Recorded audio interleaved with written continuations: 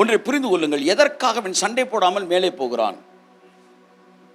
Every Bible hero, every man of God in Bible, they had a unique revelations, light for their outstanding adventures.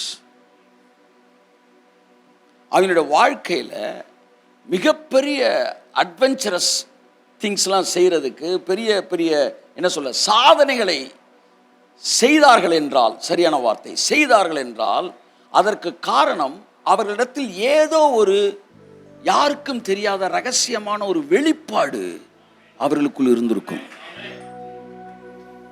They must have had a unique revelations and light.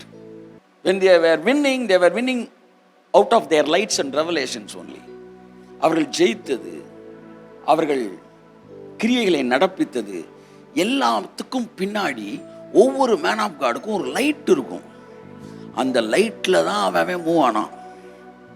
நான் உங்களுக்கு சொல்கிறேன், உங்களை வெற்றி பெற வைப்பது தேவன் உங்களுக்கு கொடுக்குற வெளிப்பாடுகள் தான், ரெவலேஷன்ஸ்.